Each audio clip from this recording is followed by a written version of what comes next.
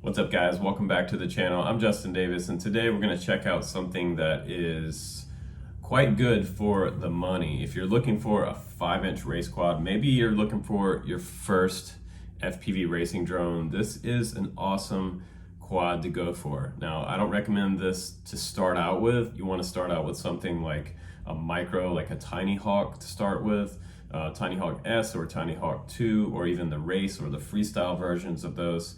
I'll put those beginner links down below, but also when you're ready to move up to the next level after that, you want to go 3-inch and then you typically 5-inch after that. So that's usually the beginner progression that I like to tell people to go on that journey into FPV. So today, this would be the point where you get ready for your first 5-inch. And when you're ready for it, this is a great one because it's around $200, which is kind of the average price for an analog setup. Now, the MARK4, if you don't know about it, it's already super popular with the 4K version that they have. If you want to record 4K video, they have that one, and you can also get the DJI version. So the digital FPV version is way different as far as the camera quality versus the analog. And the best way I explain that to people is kind of like analog is like looking at something like old school TV or VHS tape.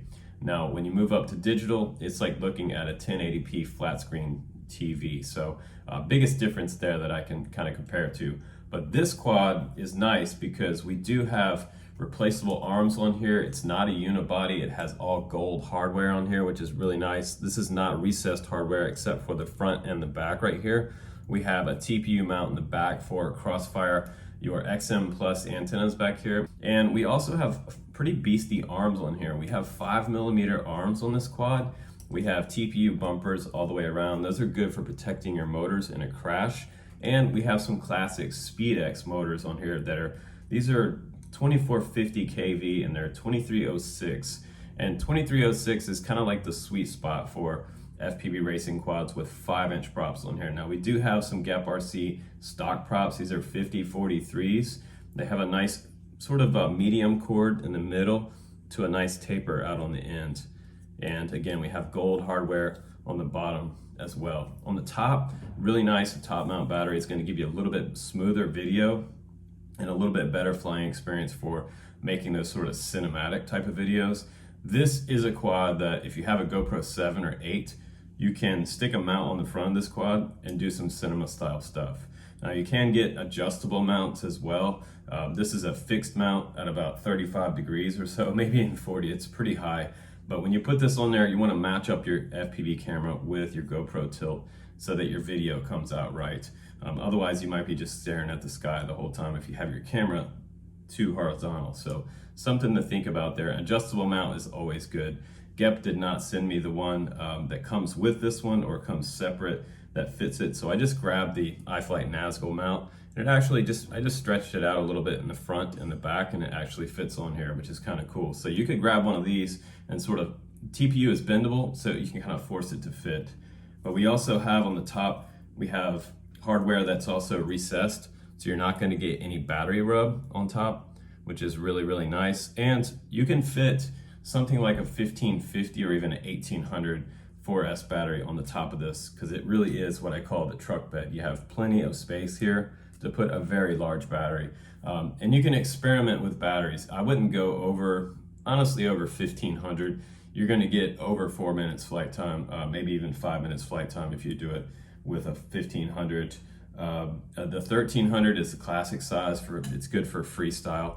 And I usually like to have a lighter battery for freestyle. It gives me a little bit less flight time, but it feels better in the air. Also, you can take the GoPro off if you're a hardcore freestyle guy that wants to have the best feeling experience, because this GoPro on here will affect the weight and it will affect the high end of the throttle as you're coming back down around for those big maneuvers. So, and one other thing about this particular quad that you guys have to know about is it's going to be easy to work on. We have 8 bolts on the top plate, releases that top plate. It is a 5mm plate with a 3M backing right here for your battery to sit on. It's not Velcro.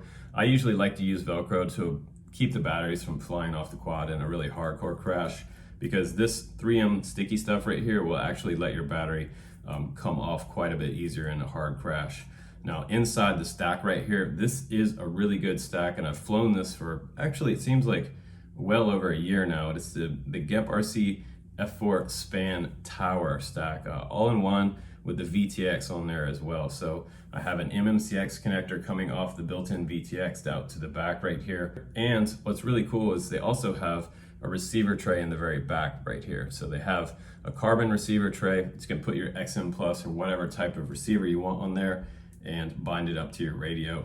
And I've got my Geprc strap right in the middle there. So we're all good to go as far as the quad. Let's go ahead now outside. Let's do a little bit of freestyle with this quad. Let me show you some analog video recorded in my goggles and some GoPro footage. Here we go, guys. Let's rip. All right, guys, let's go ahead and get into the flight test. I always enjoy you guys coming along on my flights with me. It kind of feels like we're together at the field all the time because a lot of you guys watch this channel for my reviews coming out 3 to 4 times a week, sometimes 5 videos a week, depending on how loaded up I am with flight tests and different products that I'm testing for you guys. But this was, again, one of those products that I knew that I was going to pull it out of the box, bind it up to my radio. I had it set up in beta flight in about 7 minutes flat, which is usually my timed beta flight setup for all the menus and everything I need to set up in the radio, and just have it ready to go. It's a really quick experience. If you're not versed in beta flight, go check out my Beta Flight for Dummies video. It is a great detailed video, and I'll do an updated version of that one coming up soon. But this is the ultimate 5-inch beginner quad. Well, for quite a few reasons here. Now we're gonna get into the meat of this review now, and you have a lot of precision with the sticks and the power system on here and the tune all together. All of those things come together quite nice. Right here you can see there's no vibes in the video way up high. If you look at the analog camera down at the bottom right, that's the Caddx Ratel. That is where you will see that it has 0 vibes. And for power loops, no problem. That was a tiny crane.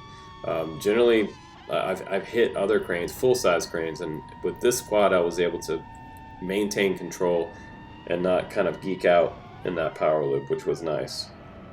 Now back over to the field here. I feel like it has a lot of duality with this quad as far as the freestyle and the cinema capability. And it really does make some nice tight turns and snaps. Back around here. And we're going to do sort of a knife edge type of spin, reverse, transition back the other way. Check out these beautiful flowers out on the tree farm on these particular trees. The GoPro Hero 7 has hyper smooth, so it's going to look a little smoother here. But honestly, I don't feel any difference. I don't see any difference between what I'm seeing in my analog FPV goggles and the video that you're looking at here. So there's no cheating here with like only seeing the GoPro hyper smooth footage with this. You can back up and go back and look at the Caddx Ratel video, and it is 100% smooth. The stock props are really good, and I originally had some gym fans on there, and I wasn't going to run the stock props, but a lot of times, guys, I like to run everything stock for you so that you can see how it is out of the box.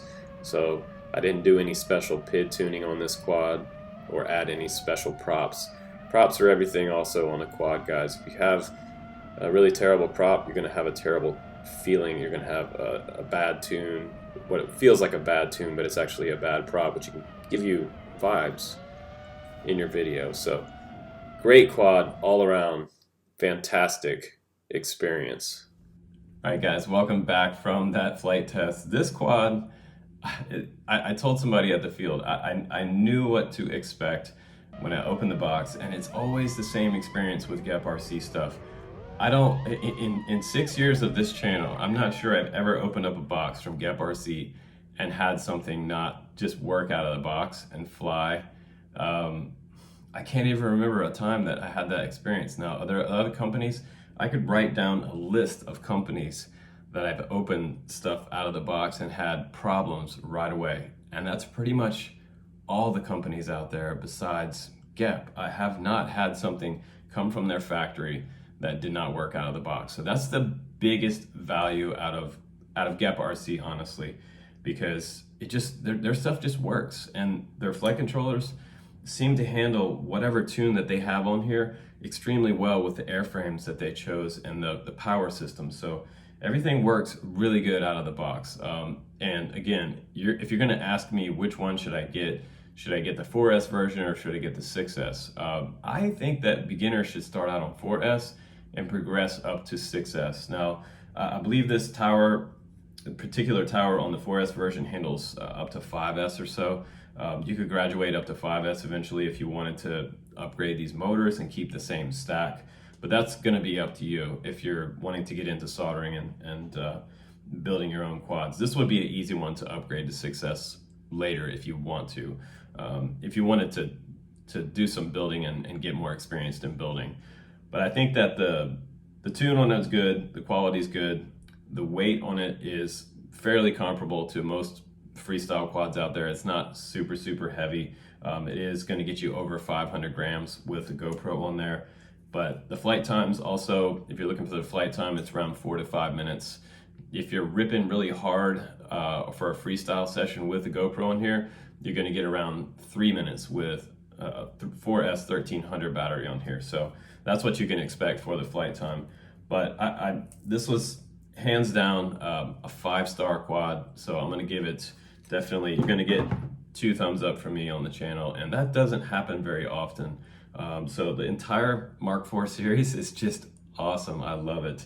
Especially my DJI version. But for guys that want an analog version, you ask for it, and Geprc listens. So here it is, guys. You can check it out down in the link below. It is the ultimate beginner 5-inch freestyle or racing quad.